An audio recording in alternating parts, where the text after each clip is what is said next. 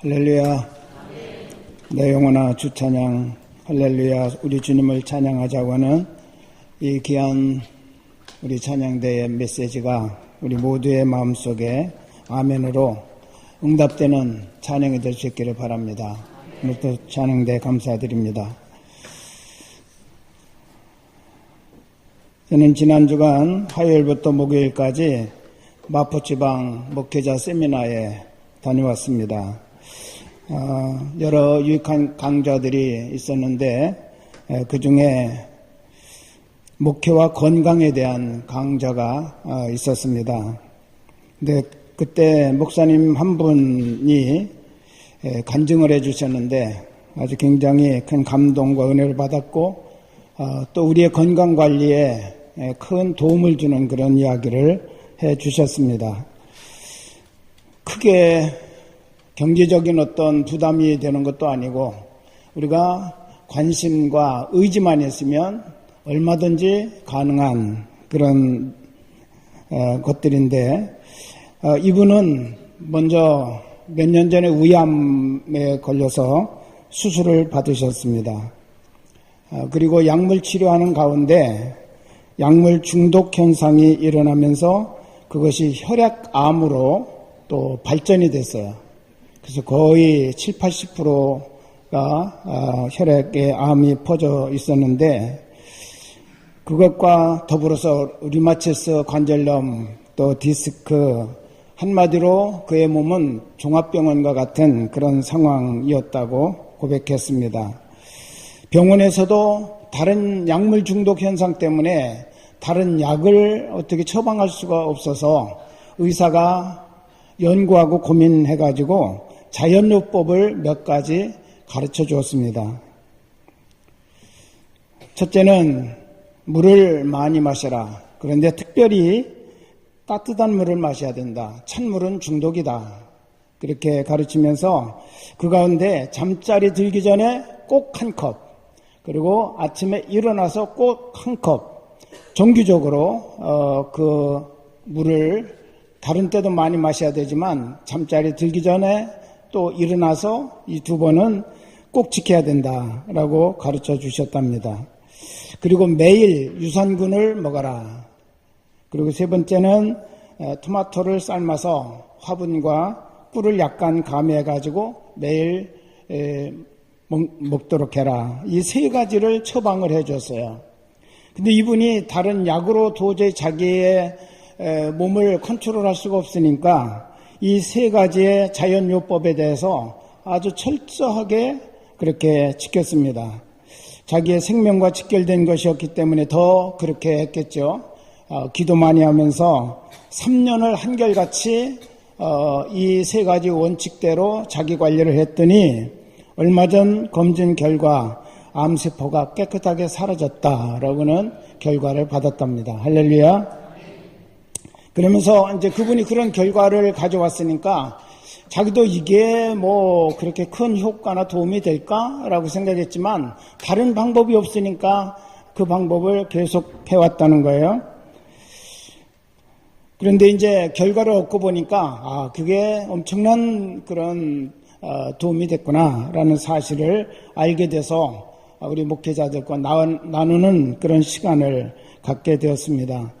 여러분에게도 좋은 팁이 될 수 있기를 바랍니다. 큰 돈 드는 것 아니고 큰 노력해서 되는 일도 아니고 검증된 것이니까 여러분이 한번 지금 질병을 안고 있든 건강하든 상관하지 않고 습관적으로 여러분이 한번 시행해 보시기를 바랍니다. 제일 중요한 것은 꾸준히 하는 것이 제일 중요하다는 거죠. 하나님께서 주신 육체를 잘 관리해서 하나님의 영광을 위해서 사는 것이 우리 성도들의 또 한 가지 책임이라고 하는 사실도 잊지 마시기를 바랍니다. 오늘 말씀을 현대인의 성경으로 제가 다시 한번 읽겠습니다.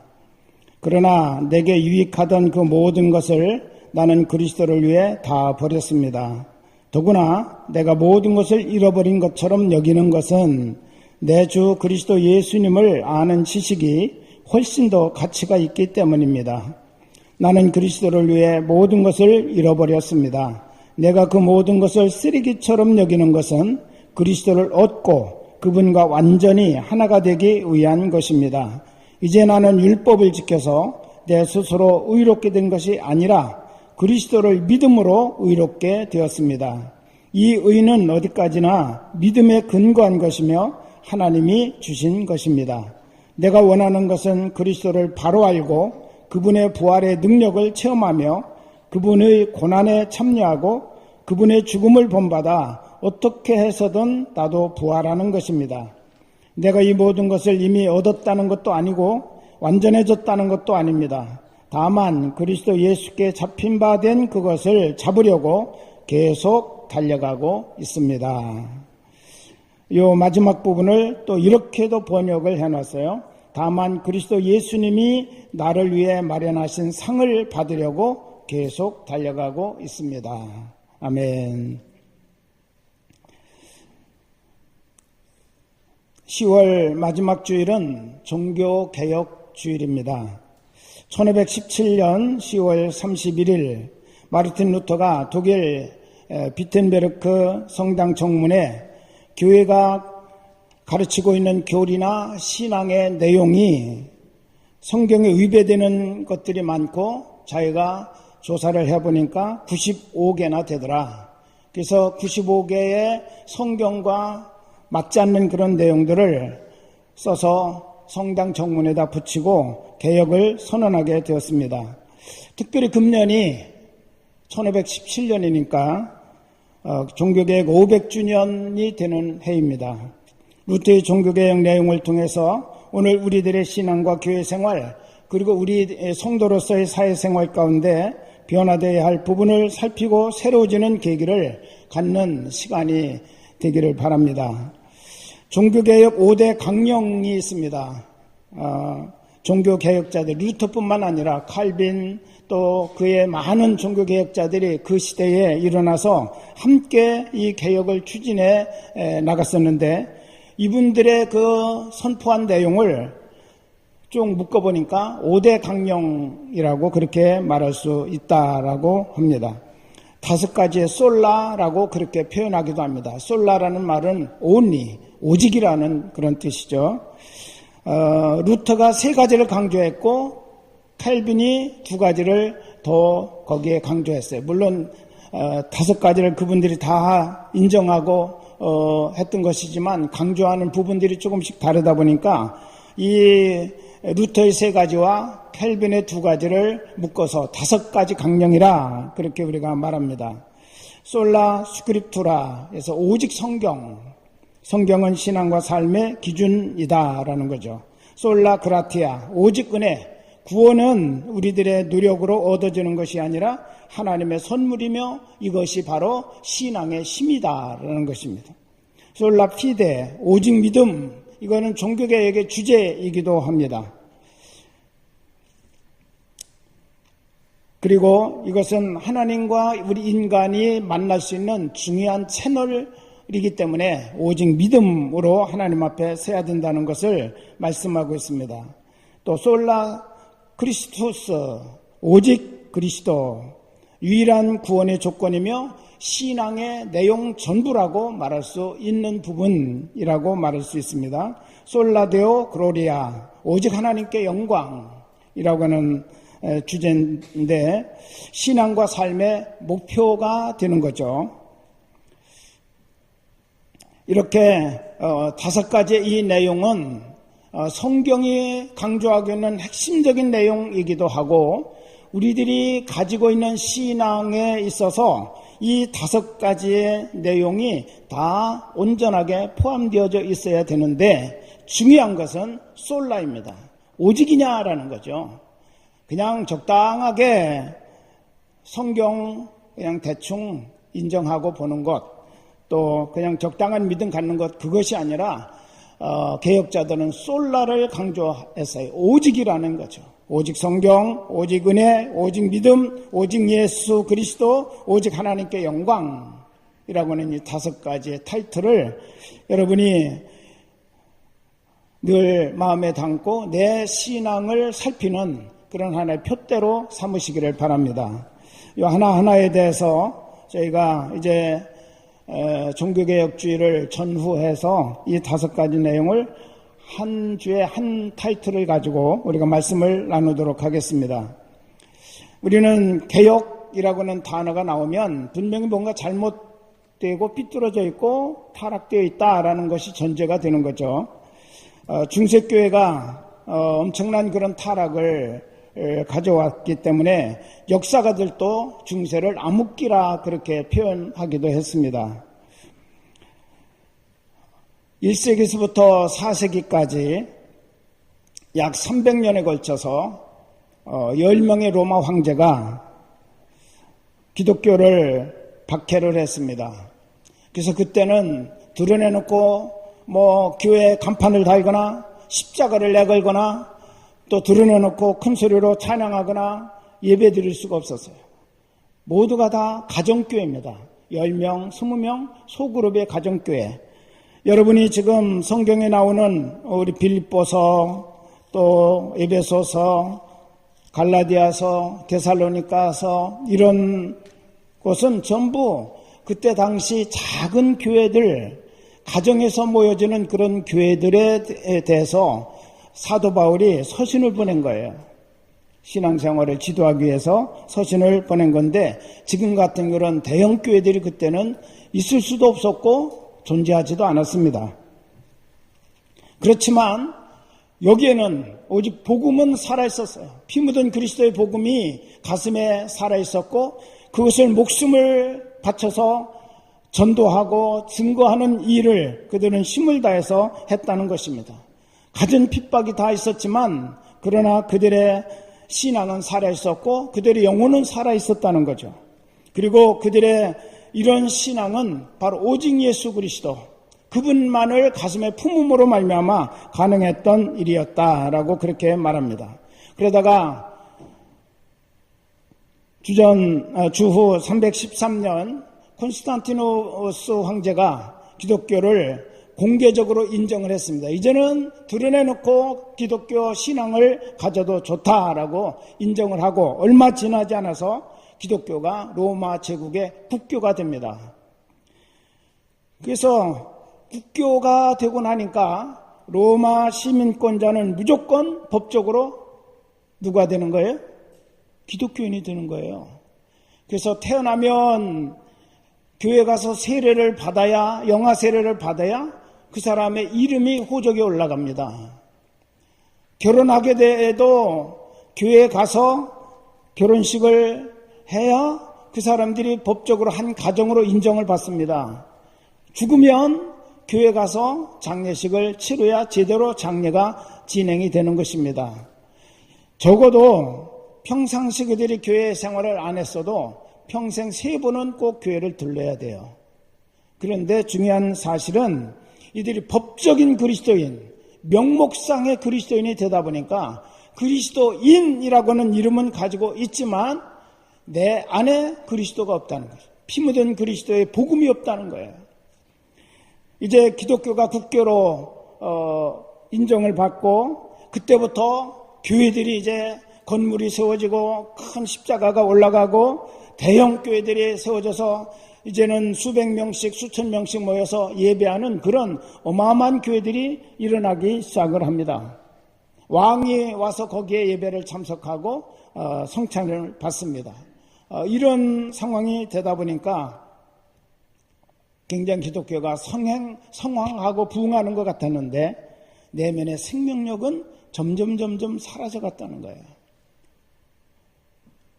기독교 신앙을 올바로 이해한 사람들이 사람들에게 묻습니다. 당신 예수 그리스도를 믿습니까? 그러면 그들이 껄껄 웃어가면서 나는 그리스도인입니다. 그가 말하는 그리스도인은 예수 믿기 때문에 그리스도인이 아니라 법적으로 로마 시민권자이기 때문에 자기는 로마 시민권을 가진 사람은 다 기독교를 믿어야 된다고는 그 의무조항이 있기 때문에 기독교인이라는 거예요. 그런데 안에는 누가 없어요? 그리스도가 없는 거예요. 예수 그리스도가.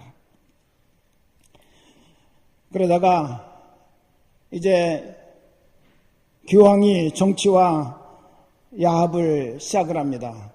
교황의 권위가 얼마나 높아졌는지 세상의 황제들이 교황 앞에 무릎을 꿇고 절을 하고, 그리고 황제가 당신은 어느 지역의 황제요? 라고 칙서를 사인을 해서 줘야만 그때부터 황제예요. 그러니까 모든 세상 왕들을 거느린 사람이 교황이었다는 거죠. 그러면서 이런 교황의 권위, 그리고 교회의 권위를 예적으로 드러내기 위해서 대성당을 건축하는 붐이 일어나기 시작을 합니다. 그때 세워졌던 교회들 지금도 가보면 이 길이가 150m, 폭이 50m, 이런 어마어마한 건물들이죠. 지금도 그 성전 안에는 성 베드로 대성당 같은 경우는 그 안에 10만 명을 수용하는 그런 엄청난 사이즈예요.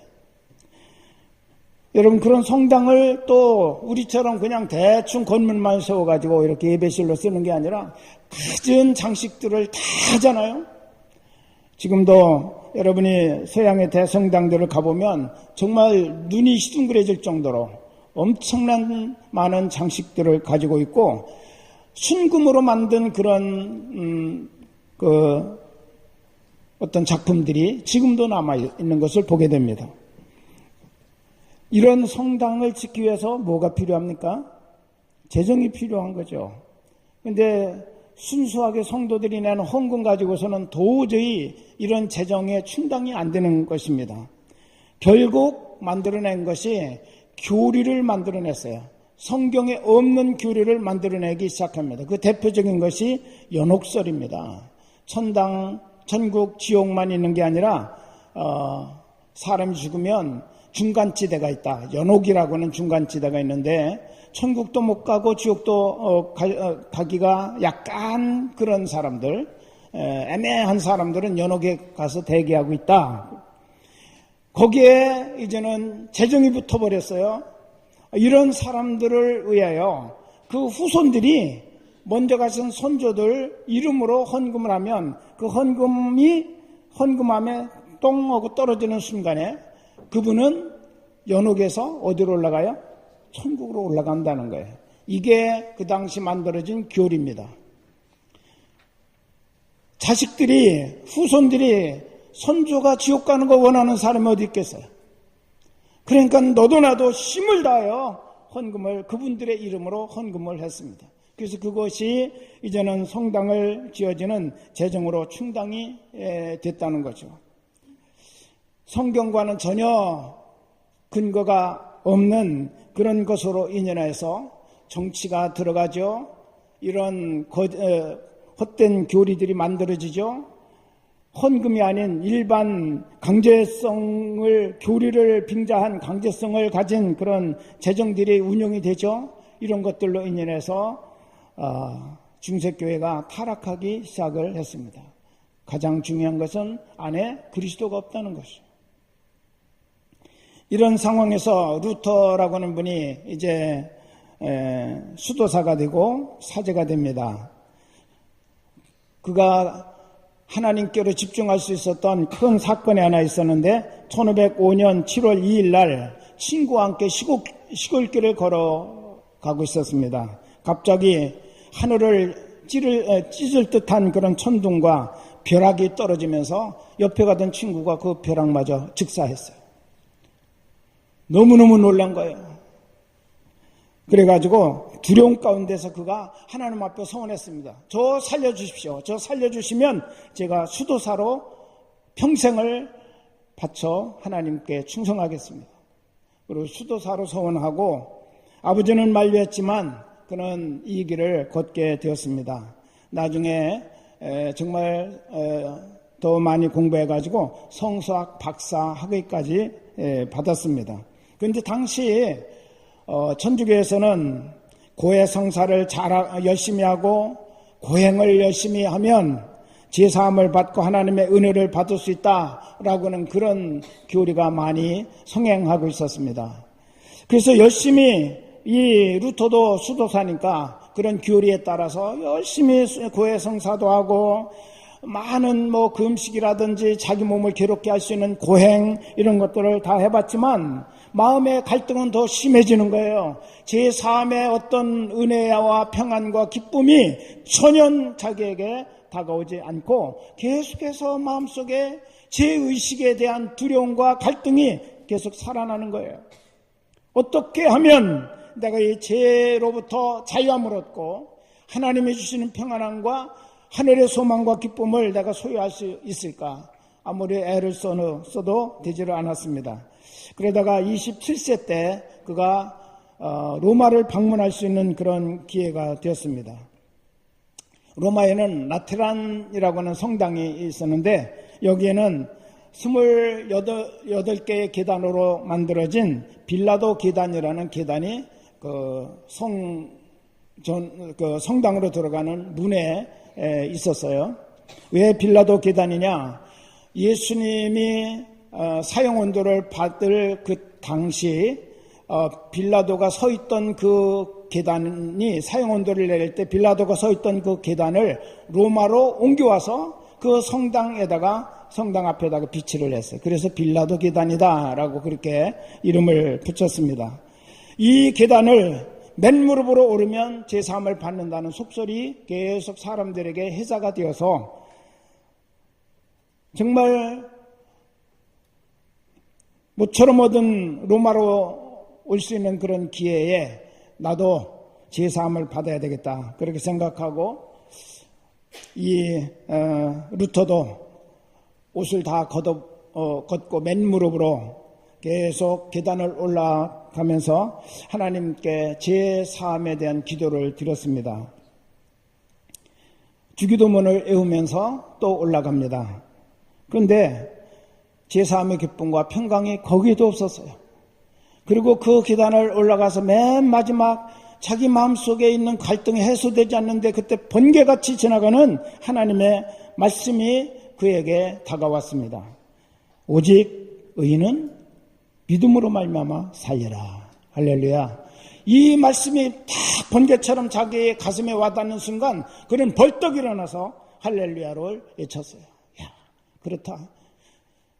고행을 해서 제사함을 받는 것도 아니고 무슨 고해 성사를 해서 제사함을 받는 것이 아니고 오직 하나님의 사람은 믿음을 통해서 구원을 받고 믿음을 통해서 제사함을 받는다고는 이 놀라운 사실을 그가 깨닫고 그때 회심하게 되었다고 하는 것입니다.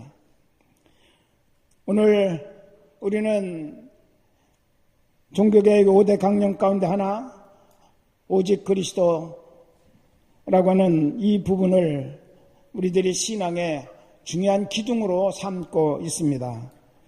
그리스도인의 신앙의 내용 전부가 그리스도가 빠지면 아무 의미가 없다는 거예요. 다른 거 아무리 갖다 채워놔도 그곳에 예수 그리스도가 빠지면 우리는 기독교인이 아니에요. 기독교인은 누구예요? 내 안에 예수 그리스도를 내 구주로 모시고 사는 사람이 그리스도인입니다. 할렐루야. 예수 그리스도는 구원의 필요 충분 조건이라고 그렇게 말할 수 있습니다. 수학에서 필요 조건, 충분 조건 나오죠. 구원을 받는데 꼭 필요한 조건이 예수 그리스도이시다. 그분을 믿는 그 믿음이다. 구원을 이루어가는데 충분한 조건은 예수님 한 분이면 된다라는 거죠. 이것 이외에 거기다 붙인들 그건 아무 의미가 없다는 거예요. 예수 그리스도를 나의 구주로 믿으면 나는 구원을 받습니다. 할렐루야. 그게 전부예요. 구원을 받는데 다른 고행이 필요하고 금식이 필요하고 선행이 필요하고 그런 것이 아니라 예수 그리스도만 나의 구주로 나에게 있으면 나의 구원의 필요 조건은 다 채워지는 겁니다. 베드로가 예루살렘에 모여있는 많은 사람들에게 설교했습니다. 사도행전 4장 12절에서 그는 이렇게 말합니다. 다른 이로서는 구원을 받을 수 없나니 오직 하나님께서 천하인간에게 구원 얻을 다른 이름을 주시지 아니했다라고 그가 그렇게 말하면서 오직 구원받을 이름, 그 이름은 예수 그리스도라고 말씀하고 있습니다. 할렐루야. 지금 시대를 포스트 모더니즘 시대 또는 종교다원주의 시대 그렇게 우리가 얘기를 합니다. 종교다원주의라고는, 다원이라고는 말은 뿌리가 여러 개라는 뜻이죠. 근본이 여러 개다. 구원의 길이 여러 개다라는 그런 뜻입니다. 그거를 사람들이 그렇게 배우기를 원하고 그런 마음 갖기를 원하고 그렇게 믿기를 원하고 있어요. 왜? 자기의 신앙, 가지고 있었던 신앙을 포기하기가 싫으니까 여기도 구원이 있고 저기도 구원이 있고 뭐든지 자기가 가진 그 신앙을 열심히만 믿으면 다 구원받는다라고 그렇게 믿고 싶은 거예요. 그리고 그렇게 지금 사람들이 가르치고 있어요. 모든 종교에 구원이 있다라고 하는 거죠. 그러다 보니까 모든 종교의 공격 목표가 뭐냐? 예수 그리스도이십니다. 할렐루야. 왜? 오직 예수를 말하고 있으니까. 구원자 예수 그리스도는 구원의 필요 충분 조건이라고 우리가 믿고 있고 그렇게 전하고 있으니까. 그분들에게는 이게 독이에요. 독소예요. 독소 조항이에요. 그렇게만 안 하고 예수 믿어도 구원받지만 석가 믿어도 구원받고 마음에 믿어도 알라 믿어도 구원받는다. 그렇게 하면 기독교 예수 그리스도는 절대로 공격받지 않습니다. 그런데 거기에다가 솔라가 붙어버리니까 오직 예수, 오직이라는 단어가 붙어버리니까 그들이 받아들이기에 너무너무 거북스럽고 불쾌한 거예요. 그러니까 계속 공격 대상은 예수 그리스도이십니다. 모든 이단들의 내용을 잘 들여다보면 딱 한 가지예요. 예수 그리스도의 그 자리에다가 다른 게 들어가는 거예요. 예수 그리스도 그 자리에 통일교에서는 문선명이 들어가고 신천지에서는 이만희가 들어가고 하나님의 교회에서는 장길자가 들어갑니다. 그가 예수라는 거죠. 그가 구원자라는 거예요. 언제든지 예수님은 공격 대상입니다. 그런데 예수님이 친히 말씀하셨습니다. 요한복음 14장 6절에 보면 내가 곧 길이요 진리요 생명이니 나로 말미암지 않고는 아버지께로 올 자가 없느니라. 아버지께로 올 자, 나로 말미암지 않고는 아버지께로 올 자가 없다라고는 말, 그 말은 나를 통해서만 아버지 하나님께로 갈 수 있다라고는 그런 말이죠. 영어로 보면 I am the way 그렇게 말했어요. I am a way가 아니라 the way로 그렇게 쓰여져 있습니다. a way는 뭐예요? 여러 많은 길 가운데 한 길이라고는 뜻인데 성경은 우리 예수님은 the way라고 그랬어요. 나는 the way다. the way라는 말은 다른 길은 없고 유일한 길, 아버지께로 갈 수 있는 유일한 길, 그 길이 바로 나다 그렇게 말해요. 나를 통하지 않냐고는 어느 누구도 하나님께로 갈 수 없고 천국 갈 수 없다라고 한마디로 선언하셨어요. 할렐루야. 히브리서 기자는 예수님의 십자가 사건을 바라보면서 그는 이렇게 고백합니다. 예수님께서 십자가를 통해서 만드신 구원의 그 길은 새로운 살 길이다. 지금까지 사람들이 길이 이거의 길이다, 이것이 길이다 라고 했지만 예수님이 십자가를 통해서 만들어주신 그 길만이 살 길인데 새로운 길이다 라고 말씀하셨어요. 여러분, 이 길을 통해서만이 우리는 하나님의 나라로 갈 수 있고 구원의 은총을 누릴 수 있다는 사실을 믿으시기를 바랍니다. 오늘 본문에서 사도 바울은 말합니다. 나는 전에 자랑거리가 많았다라고 5절부터 나오는 말씀 보면 자랑하고 있죠. 8일 만에 내가 할례도 받았고 이스라엘 족속이고 베냐민 집하고 히브리인 중에 히브리인이고 율법으로는 바리새인이고 그 당시 바리새인은 6,000명 정도밖에 안 됐어요. 그 가운데 한 사람이 바울이었다는 거죠. 그러니까 해소 가치가 그만큼 컸어요. 바리새인들은 자기들을 구별된 사람, 하나님을 특별히 잘 믿는 구별된 사람이라고 생각한 사람들이에요. 그들이 한 6,000명 되는데 그 가운데 한 사람이었다는 거죠.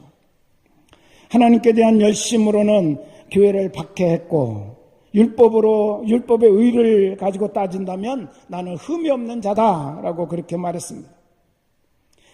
그리고 이것들을 전에는 내가 유익한 것으로 생각을 하고 사용을 해왔다는 거예요. 자랑을 해오고 사용을 했다. 내 인생을 살아가는데 성공적인 삶을 만들어가는데 이것들은 참으로 유익했다라고 그렇게 말합니다. 자기가 바리새인이라고 주장하고 가말리엘 문해생이라고만 하면 어디를 가든지 자기를 높이 대우하고 사람들로부터 인정을 받았어요. 존경받았어요. 청년 바울이었지만 그의 존재의 가치가 굉장히 컸다는 거죠. 그런데 예수님을 만나고 나니까 이것이 아무것도 아닌 쓰레기더라. 배설물과 같은 것이고 해로운 것들이더라는 거예요. 나에게 유익하던 것인데 이제 예수님 만나고 나니까 이것이 천국 가는 길에 다 걸림돌이 되고 구원의 자리에 나가고 은혜의 삶을 살아가는데 하나의 걸림돌이 되는 배설물과 같은 것들, 해를 끼치는 것들이더라. 그래서 나는 이거 다 버렸다라고 그렇게 그가 고백하고 있습니다. 예수 그리스도를 얻고 그리스도를 아는 지식이 가장 고상하고 부회롭다는 것을 이제 알기 때문에 이것을 자기는 놓치지 않기 위해서 지금까지 붙들었던 모든 것을 놓았다는 거예요. 붙들었던 것 많이 있었어요. 이것을 새로운 것을 찾기 위해서는 이것 붙들은 채로 같이 붙들 수가 없으니까 이것을 다 놔버렸다는 거죠. 다 놓고 빈손으로 예수 그리스도를 붙들었다고 이와 같이 그는 고백하고 있습니다. 그러면서 나는 그리스도께서 나를 붙잡아 달려가게 하신 그 복음의 길, 믿음의 길, 진리의 길, 이 길 내가 지금까지 다 이룬 것도 아니고 온전하게 다 성취한 것도 아니지만 나는 계속해서 달려가노라. 할렐루야. 주님을 목표로 삼고 계속해서 달려가겠다고 하는 사도 바울의 신앙의 고백이기도 합니다. 여러분 묻습니다. 오직 예수 그리스도 한 분이십니까? 예수면 충분하십니까? 이것이 바로 그리스도인의 모습이에요. 그리스도인에게서 다른 거 아무리 많이 충족되어 있어도 예수님 빠지면 그는 그리스도인이 아닙니다. 중세 시대가 다른 거 다 채워져 있었지만 신앙의 자유도 있었지만 그리스도가 빠진 어마어마한 위대한 그런 큰 대형 교회들이 세워졌지만 거기 그리스도가 없다 보니까 타락하고 다 썩어질 수밖에 없었다는 거죠. 생명 없는 종교로 전락하고 말았습니다.